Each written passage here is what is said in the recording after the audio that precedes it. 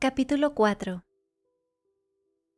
Cierta tarde, un mes después, Dorian Gray estaba recostado en un lujoso sillón en la pequeña biblioteca de la casa de Lord Henry en Mayfair. Se trataba, en su estilo, de una habitación muy agradable, con alto revestimiento de madera de roble color oliva, friso de color crema, techo de escayola y alfombra de fieltro color ladrillo, sobre la que se habían extendido otras alfombras persas de seda, más pequeñas, con largos flecos.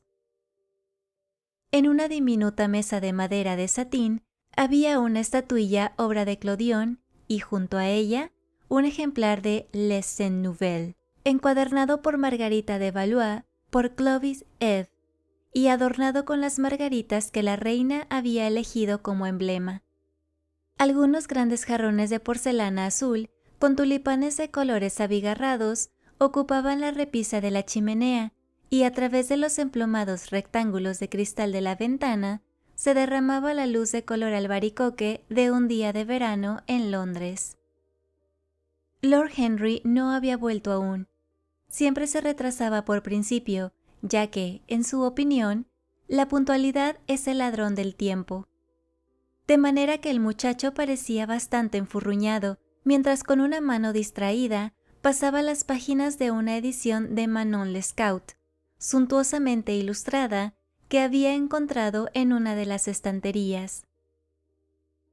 El solemne y monótono tic-tac del reloj Luis XIV le molestaba. Una o dos veces pensó en marcharse. Finalmente oyó pasos fuera y se abrió la puerta. «¡Qué tarde llegas, Harry!», murmuró. «Me temo que no se trata de Harry, señor Gray», respondió una voz muy aguda. Dorian se volvió rápidamente poniéndose en pie. «Le ruego me disculpe, creyó usted que era mi marido.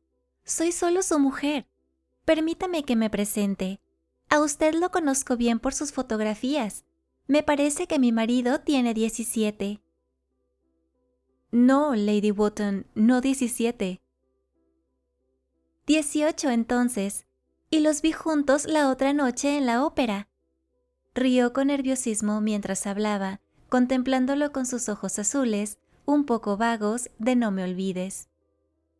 Era una mujer curiosa, cuyos vestidos siempre daban la impresión de haber sido diseñados en la cólera y utilizados en la tempestad.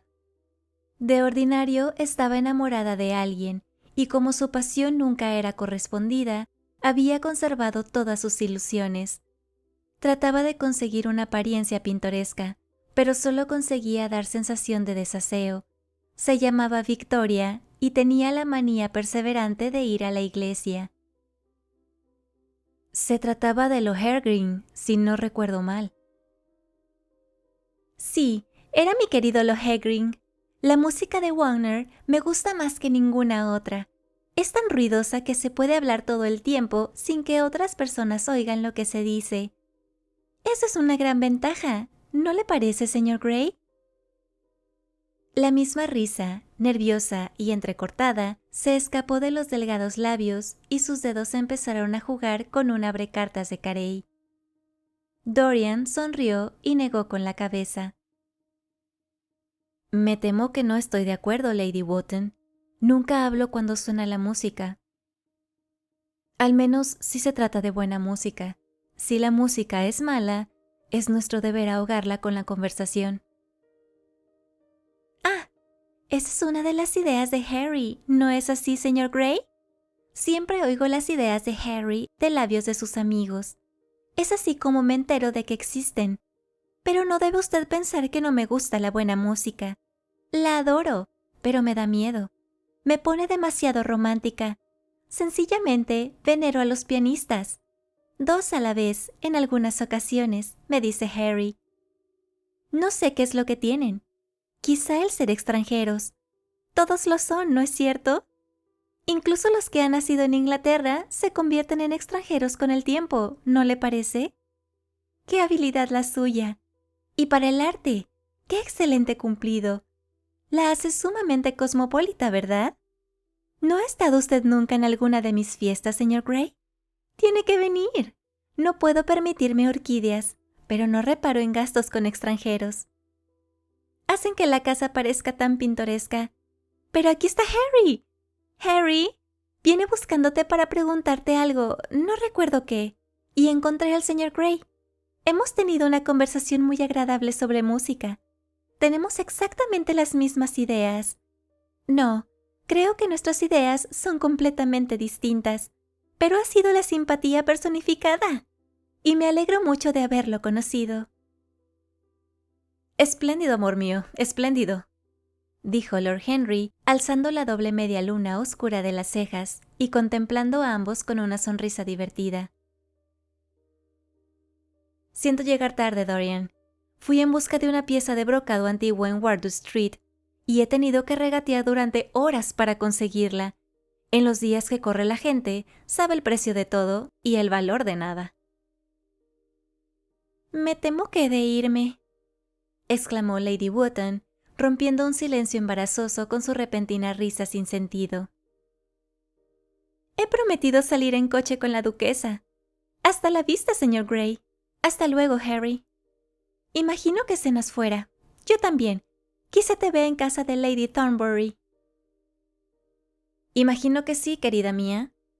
Lord Henry cerró la puerta tras ella cuando, con el aspecto de un ave del paraíso que se hubiera pasado toda la noche bajo la lluvia, salió revoloteando de la habitación, dejando un leve olor a tarta de almendras. Luego encendió un cigarrillo y se dejó caer en el sofá.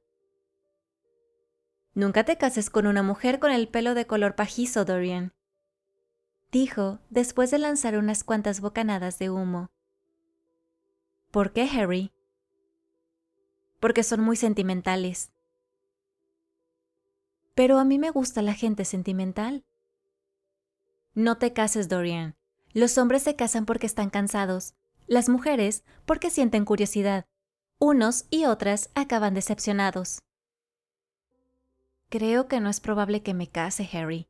Estoy demasiado enamorado. Eso es uno de tus aforismos. Lo estoy poniendo en práctica y hago todo lo que recomiendas. ¿De quién te has enamorado?, preguntó Lord Henry después de una pausa. De una actriz, dijo Dorian Gray, ruborizándose. Lord Henry se encogió de hombros. Es un debut bastante corriente. No dirías eso si la vieras, Harry. ¿Quién es? Se llama Sybil Vane. Nunca he oído hablar de ella. Nadie ha oído, pero todo el mundo oirá algún día. Es un genio. Mi querido muchacho, ninguna mujer es un genio. Las mujeres son un sexo decorativo. Nunca tienen nada que decir, pero lo dicen encantadoramente. Representan el triunfo de la materia sobre la muerte, de la misma manera que los hombres representan el triunfo de la mente sobre la moral. ¿Cómo puede decir una cosa así, Harry? Mi querido Dorian, no es más que la verdad. Estoy analizando a las mujeres en el momento actual, de manera que debo saberlo. No es un tema tan abstruso como yo pensaba. Descubro que, en último extremo, solo hay dos clases de mujeres, las corrientes y las que se pintan. Las primeras son muy útiles. Si quieres conseguir una reputación de persona respetable, basta con invitarlas a cenar. Las otras mujeres son sumamente encantadoras, pero cometen un error. Se pintan con el fin de parecer jóvenes. Nuestras abuelas se pintaban para tratar de hablar con brillantez. Rouge y Spirit solían ir juntos. Ahora eso se ha acabado. Siempre que una mujer pueda parecer 10 años más joven que sus hijas, estará perfectamente satisfecha. En cuanto a conversación, solo hay 5 mujeres en Londres con las que merece la pena hablar, y a 2 de ellas no las recibe la buena sociedad. De todos modos, háblame de tu genio. ¿Cuánto hace que la conoces? Harry, tus opiniones me aterran. No te preocupes por eso. ¿Cuánto hace que la conoces? Unas 3 semanas. ¿Y cómo te tropezaste con ella? Te lo voy a contar, Harry, pero tienes que ser comprensivo. Después de todo, no me habría pasado si no te hubiera conocido. Hiciste que sintiera un tremendo deseo de saberlo todo acerca de la vida. Durante varios días, después de conocerte, algo especial me latía en las venas. Mientras estaba en el parque o me paseaba por Piccadilly, miraba a todas las personas con las que me cruzaba, preguntándome con tremenda curiosidad cómo era su vida. Algunas personas me fascinaban, otras me llenaban de horror. Venenos exquisitos flotaban en el aire. Sentía pasión por las sensaciones. Bien, una tarde, hacia las 7, decidí salir en busca de alguna aventura. Sentía que este Londres nuestro, tan gris y tan monstruoso, con sus miradas de personas, sus sórdidos pecadores y sus espléndidos pecados, tal como tú dijiste una vez, me reservaba algo. Me imaginé 1000 cosas. La simple sensación de peligro me llenaba de gozo. Recordé lo que habías dicho en aquella maravillosa velada cuando cenamos juntos por vez primera, sobre el hecho de que la búsqueda de la belleza es el verdadero secreto de la vida. No sé qué esperaba, pero salí a la calle y me dirigí hacia el este, perdiéndome muy pronto en un laberinto de calles mugrientas y plazas oscuras y sin hierba. A eso de las 8:30, pasé por delante de un absurdo teatrillo, con luces brillantes y carteles chillones. En la entrada había un judío horroroso, con el chaleco más exótico que he visto en mi vida, y fumando un cigarro apestoso. El cabello le caía en bucles grasientos, y en mitad de una sucia camisa resplandecía un enorme diamante. «¿Un palco, milord?», dijo al verme, y se quitó el sombrero con un aire fascinantemente servil. Había algo en él que me divirtió, Harry. Era tan monstruoso. Te vas a reír de mí, lo sé. Pero entré y pagué nada menos que 1 guinea por un palco junto al escenario. Todavía hoy sigo sin saber por qué lo hice, pero si no lo hubiera hecho, mi querido Harry, me hubiera perdido la gran historia de amor de mi vida. Veo que te estás riendo, qué mal me parece. No me río, Dorian, al menos no me río de ti. Pero no debes decir la gran historia de amor de tu vida, debes decir la primera. Siempre te querrán, y tú siempre estarás enamorado del amor. Una grande pasión es el privilegio de quienes no tienen nada que hacer. Esa es la única utilidad de las clases ociosas de un país. No tengas miedo, te están reservadas aventuras exquisitas. Esto no es más que el principio. ¿Tan superficial me consideras?, exclamó Dorian Gray muy dolido. No, te creo muy profundo. ¿Qué quieres decir? Mi querido muchacho, las personas que solo aman una vez en la vida son realmente las personas superficiales. A lo que ellos llaman su lealtad y su fidelidad, yo lo llamo sopor de rutina o falta de imaginación. La fidelidad es a la vida de las emociones lo que la coherencia a la vida del intelecto. Simplemente una confesión de fracaso. Fidelidad. Tengo que analizarla algún día. La pasión de la propiedad está en ella. Hay muchas cosas de las que nos desprenderíamos si no tuviéramos miedo de que otros la recogieran. Pero no te quiero interrumpir, sigue con tu historia. Bueno, me encontré sentado en un palquito espantoso, con un telón de lo más vulgar delante de los ojos. Desde mi discreto escondite me dediqué a examinar la sala. Era un lugar perfectamente chabacano, todo él cupidos y cornucopias, como una tarta nupcial de 4ª categoría. El paraíso y la platea estaban bastante llenos, pero las 2 primeras filas de descoloridas butacas se hallaban completamente vacías, y apenas había nadie en las mejores entradas del anfiteatro. Había mujeres vendiendo naranjas y refrescos, y se consumían grandes cantidades de frutos secos. Debía de ser como en los días gloriosos del drama británico.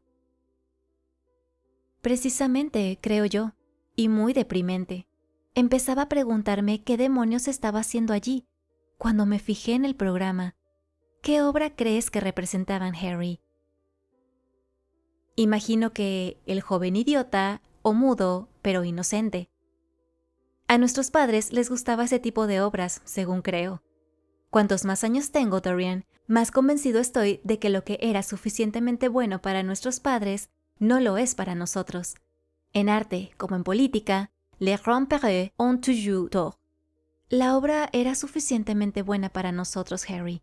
Se trataba de Romeo y Julieta.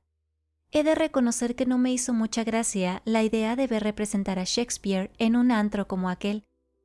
Pero sentí interés, de todos modos. Decidí presenciar al menos el primer acto. Había una orquesta detestable, presidida por un hebreo joven sentado ante un piano desafinado que casi me echó del teatro. Pero finalmente se alzó el telón y comenzó la obra.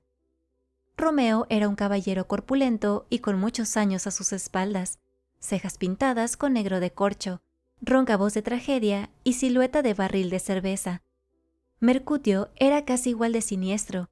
Lo interpretaba un cómico de lengua que había añadido al texto chistes de su cosecha y mantenía relaciones sumamente amistosas con la platea. Los dos eran tan grotescos como el decorado, que parecía salido de una barraca de feria. Pero, Julieta, imagínate una muchachita de apenas 17 años, con un rostro como de flor, una cabecita griega con cabellos de color castaño oscuro recogidos en trenzas, ojos que eran pozos violeta de pasión, labios como pétalos de rosa. La criatura más encantadora que había visto nunca. Una vez me dijiste que el patetismo no te conmovía en absoluto, pero que la belleza, la simple belleza, podía llenarte los ojos de lágrimas. Te lo aseguro, Harry, apenas veía a esa muchacha porque siempre tenía los ojos nublados por las lágrimas. Y su voz, no he oído nunca una voz semejante, solo un hilo al principio, con notas bajas y melodiosas, que parecían caer una a una en el oído. Luego creció en volumen y sonaba como una flauta o un lejano oboe. En la escena del jardín tuvo todo el júbilo estremecido de los ruiseñores cuando cantan poco antes del amanecer. Hubo momentos más adelante en los que alcanzó la desenfrenada pasión de los violines. Sabes perfectamente cuánto puede afectarnos una voz. Tu voz y la de Sybil Vane son dos cosas que nunca olvidaré. Cuando cierro los ojos, las oigo, y cada una dice algo diferente. No sé a cuál seguir. ¿Por qué tendría que no amarla? La quiero, Harry. Para mí lo es todo. Voy a verla actuar día tras día. Una noche es Rosalinda, y la siguiente Imogen. La he visto morir en la penumbra de un sepulcro italiano, recogiendo el veneno de labios de su amante. La he contemplado atravesando el bosque de las Ardenas, disfrazada de muchacho, con calzas, jubón y un gorro delicioso. Ha sido la loca que se presenta ante un rey culpable, dándole rueda para llevar y hierbas amargas que gustar. Ha sido inocente, y las negras manos de los celos han aplastado su cuello de junco. La he visto en todas las épocas y con todos los trajes. Las mujeres ordinarias no hacen volar nuestra imaginación. Están ancladas en su siglo. La fascinación nunca las transfigura. Se sabe lo que tienen en la cabeza con la misma facilidad que si se tratara del sombrero. Siempre se las encuentra. No hay misterio en ninguna de ellas. Van a pasear al parque por la mañana y charlan por la tarde en reuniones donde toman el té. Tienen una sonrisa estereotipada y los modales del momento. Son transparentes. ¿Pero una actriz? ¿Qué diferente es una actriz, Harry? ¿Por qué no me dijiste que la única cosa merecedora de amor es una actriz? Porque he querido a demasiadas, Dorian. Sí, claro. Gente horrible con el pelo teñido y el rostro pintado. No desprecies el pelo teñido y los rostros pintados. En ocasiones tienen un encanto extraordinario, dijo Lord Henry. Ahora quisiera no haberte contado nada sobre Sybil Vane. No hubieras podido evitarlo, Dorian. A lo largo de tu vida me contarás todo lo que hagas. Tienes razón, Harry. Creo que estás en lo cierto. No puedo dejar de contarte las cosas. Tienes una curiosa influencia sobre mí. Si alguna vez cometiera un delito, vendría a confesártelo. Tú lo entenderías. Pero personas como tú, los caprichos rayos del sol de la vida, no delinquen. Pero de todos modos, te quedo muy agradecido por ese cumplido. Y ahora dime. Alcánzame las cerillas como un buen chico. Gracias. ¿Cuáles son tus relaciones actuales con Sybil Vane? Dorian Gray se puso en pie de un salto, las mejillas encendidas y los ojos echando fuego. Harry, Sybil Vane es sagrada. Solo las cosas sagradas merecen ser tocadas, Dorian, dijo Lord Henry con una extraña nota de patetismo en la voz. Pero, ¿por qué tienes que enfadarte? Supongo que será tuya algún día. Cuando se está enamorado, empiezas por engañarte a ti mismo y acabas engañando a los demás. Eso es lo que el mundo llama una historia de amor. Al menos la conoces personalmente, imagino. Claro que la conozco. La primera noche que estuve en el teatro, el horrible judío viejo se presentó en el palco después de que terminara la representación y se ofreció a llevarme entre bastidores y presentármela. Consiguió enfurecerme y le dije que Julieta llevaba muerta cientos de años y que su cuerpo yacía en Verona, en una tumba de mármol. Por la mirada de asombro que me lanzó, creo que tuvo la impresión de que había bebido demasiado champán o algo parecido. No me sorprende.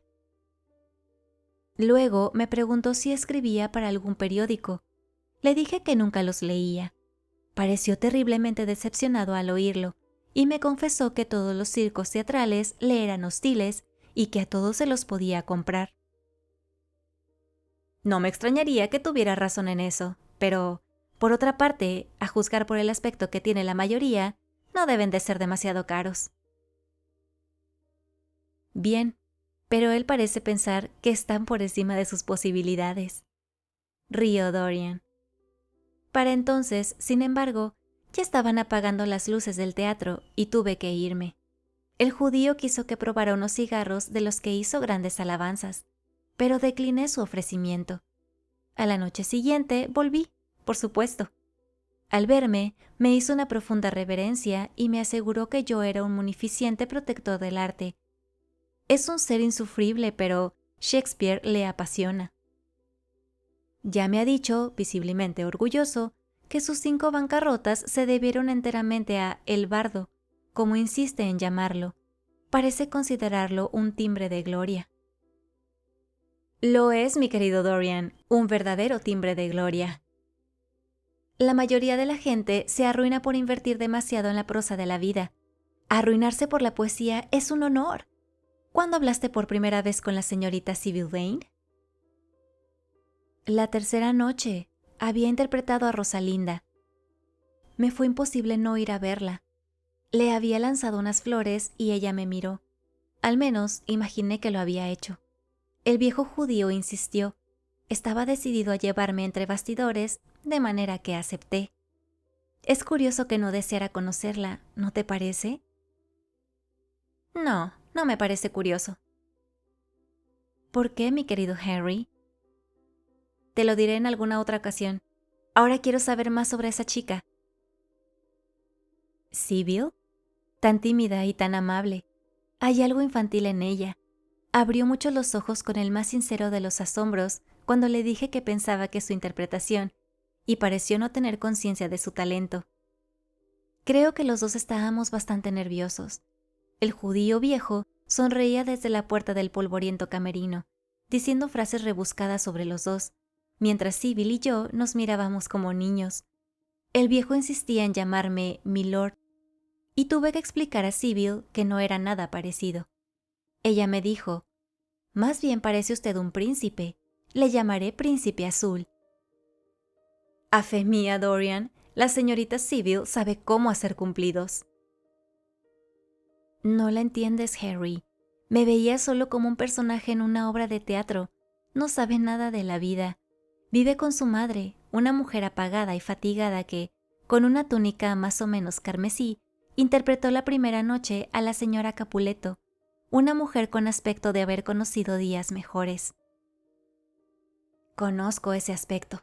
Me deprime, murmuró Lord Henry, examinando sus sortijas. El judío me quería contar su historia, pero le dije que no me interesaba. Tuviste toda la razón. Siempre hay algo infinitamente mezquino en las tragedias de los demás. Sybil es lo único que me interesa. ¿Qué más me da dónde haya salido? Desde la cabecita a los piecitos es absoluta y enteramente divina. Noche tras noche voy a verla actuar, y cada noche lo hace mejor que la anterior. Imagino que esa es la razón de que ya nunca cenes conmigo. Pensaba, y estaba en lo cierto, que quizá tuvieras entre manos alguna curiosa historia de amor, pero no se trata exactamente de lo que yo imaginaba. Mi querido Henry, tú y yo almorzamos o cenamos juntos todos los días, y he ido varias veces a la ópera contigo, dijo Dorian, abriendo mucho los ojos para manifestar su asombro. Siempre llegas terriblemente tarde. No puedo dejar de ver actuar a Sybil, exclamó. Aunque solo presencie el primer acto, siento necesidad de su presencia, y cuando pienso en el alma maravillosa escondida en ese cuerpecito de marfil, me lleno de asombro. Esta noche cenas conmigo, ¿no es cierto? Dorian Gray hizo un gesto negativo con la cabeza. Hoy hace de Imogen, respondió, y mañana por la noche será Julieta. ¿Cuándo es Sybil Vane? Nunca. Te felicito. ¡Qué malvado eres! Sybil es todas las grandes heroínas del mundo en una sola. Es más que una sola persona. Te ríes, pero yo te repito que es maravillosa. La quiero y he de hacer que me quiera. Tú, que conoces todos los secretos de la vida, dime cómo hechizar a Sybil Vane para que me quiera. Deseo dar celos a Romeo. Quiero que todos los amantes muertos oigan nuestras risas y se entristezcan. Quiero que un soplo de nuestra pasión remueva su polvo, despierte sus cenizas y los haga sufrir. Cielos, Harry, cómo la adoro. Iba de un lado a otro de la habitación mientras hablaba. Manchas rojas como de fiebre le encendían las mejillas. Estaba terriblemente exaltado. Lord Henry sentía un secreto placer contemplándolo. Qué diferente era ya del muchachito tímido y asustado que había conocido en el estudio de Basil Hallward. Había madurado, produciendo flores de fuego escarlata. Desde su secreto escondite, el alma se le había salido al mundo, y el deseo había acudido a reunirse con ella por el camino. ¿Y qué es lo que te propones hacer?, dijo finalmente Lord Henry. Quiero que Basil y tú vengáis conmigo alguna noche para verla actuar. No tengo el menor temor al resultado. Sin duda, reconoceréis su genio. Luego hemos de arrancarla de las manos de ese viejo judío. Está atada a él por 3 años, al menos 2 años y 8 meses, desde el momento presente. Tendré que pagarle algo, por supuesto. Cuando todo esté arreglado, la traeré a algún teatro del West End y la presentaré como es debido. Enloquecerá al mundo como me ha enloquecido a mí. Eso es imposible, amigo mío. Lo hará. No solo hay en ella arte e instinto consumados, también tiene personalidad. Y tú me has dicho a menudo que son las personalidades, no los principios, los que mueven nuestra época. Bien, ¿qué noche iremos? Déjame ver. Hoy es martes. Quedamos para mañana. Mañana interpreta Julieta. De acuerdo. En el Bristol a las 8. Yo llevaré a Basil. A las 8 no, Harry, te lo ruego. A las 6:30. Hemos de estar allí antes de que se levante el telón. Has de verla en el primer acto, cuando conoce a Romeo. 6:30. ¿Qué horas? Sería como tomar una merienda cena o leer una novela inglesa. Tiene que ser a las 7. Ningún caballero cena antes de las 7. ¿He de ver a Basil de aquí a mañana? ¿O bastará con que le escriba? El bueno de Basil. Hace una semana que no le pongo la vista encima. Me da muchísima vergüenza porque ha enviado el cuadro con un magnífico marco, especialmente diseñado por él, y aunque estoy un poco celoso del retrato por ser un mes más joven que yo, debo admitir que me maravilla verlo. Quizás sea mejor que le escribas. No quiero estar a solas con él. Dice cosas que me fastidian. Se empeña en darme buenos consejos. Lord Henry sonrió. A la gente le encanta regalar lo que más necesita. Es lo que yo llamo el insondable abismo de la generosidad. No. Basil es la mejor de las personas, pero un tanto prosaico. Lo he descubierto a raíz de conocerte, Harry.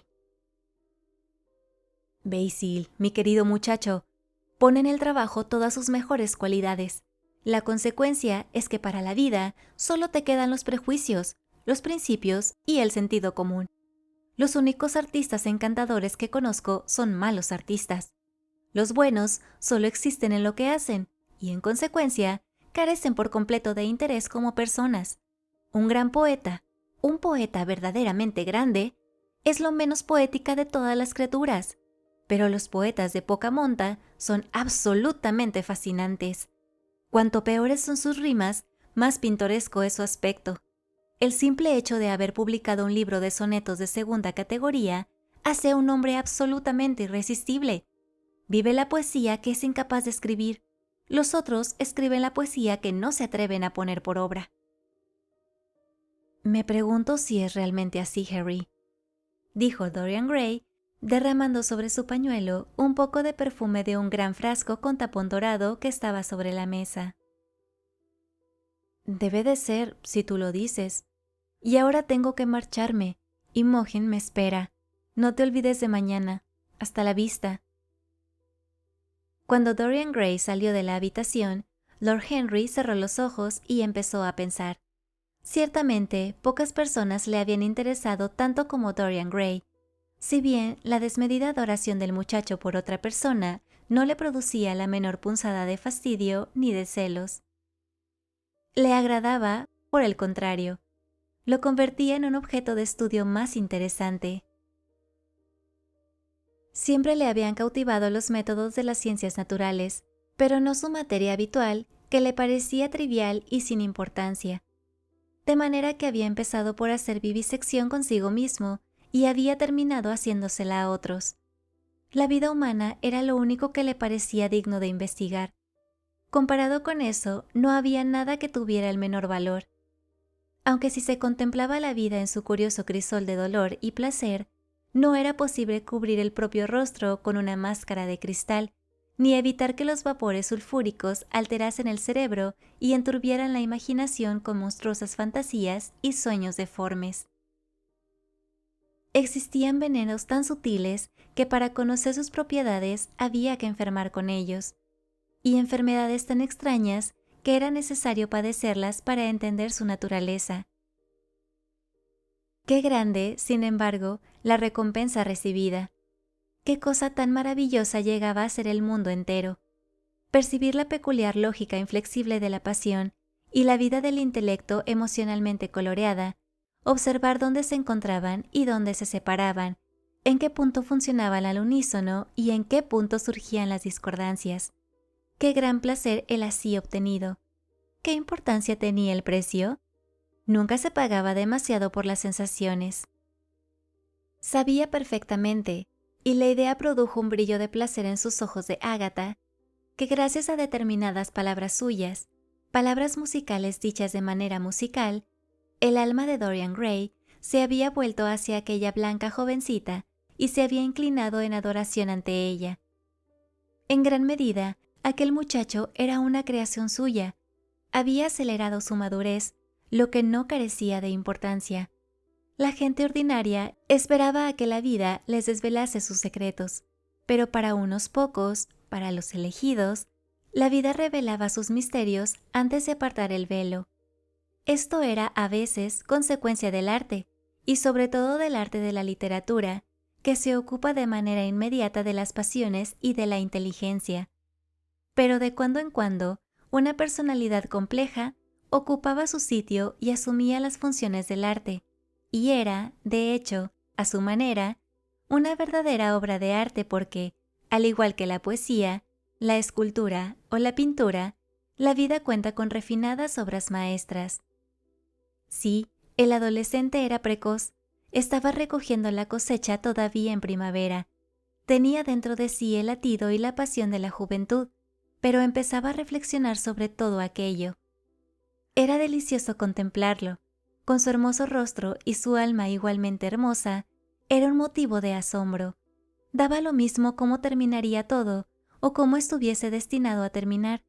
Era como una de esas figuras llenas de encanto en una cabalgata o en una obra de teatro, cuyas alegrías nos parecen muy lejanas, pero cuyos pesares despiertan nuestro sentido de la belleza y cuyas heridas son como rosas rojas. Alma y cuerpo, cuerpo y alma, qué misteriosos eran. Había animalismo en el alma, y el cuerpo tenía sus momentos de espiritualidad. Los sentidos podían refinarse y la inteligencia degradarse. ¿Quién podía decir dónde cesaba el impulso carnal o empezaba el psíquico? Qué superficiales eran las arbitrarias definiciones de los psicólogos ordinarios, y sin embargo, qué difícil pronunciarse entre las afirmaciones de las distintas escuelas. ¿Era el alma un fantasma que habitaba en la casa del pecado? ¿O el cuerpo se funde realmente con el alma, como pensaba Giordano Bruno?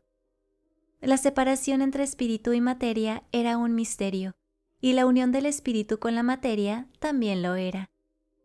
Empezó a preguntarse si alguna vez se conseguiría hacer de la psicología una ciencia tan exacta que fuese capaz de revelarnos hasta el último manantial de la vida. Mientras tanto, siempre nos equivocamos sobre nosotros mismos y raras veces entendemos a los demás. La experiencia carece de valor ético. Es sencillamente el nombre que dan los hombres a sus errores. Por regla general, los moralistas la consideran una advertencia. Reclaman para ella cierta eficacia ética en la formación del carácter. La alaban como algo que nos enseña qué camino hemos de seguir y qué abismos evitar. Pero la experiencia carece de fuerza determinante. Tiene tan poco de causa activa como la misma conciencia. Lo único que realmente demuestra es que nuestro futuro será igual a nuestro pasado, y que el pecado que hemos cometido una vez, y con amargura, lo repetiremos muchas veces y con alegría. Consideraba evidente que el método experimental era el único que le llevaría al análisis científico de las pasiones. Dorian Gray, por su parte, era el sujeto soñado y parecía prometer abundantes y preciosos resultados. Su repentino e insensato amor por Sibyl Vane era un fenómeno psicológico de interés nada desdeñable. Sin duda, la curiosidad tenía mucho que ver con ello, la curiosidad y el deseo de nuevas experiencias.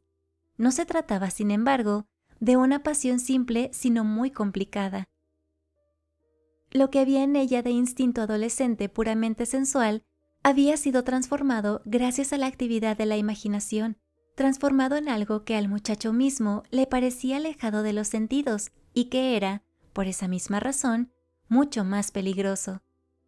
Las pasiones sobre cuyo origen uno se engaña son las que más tiranizan.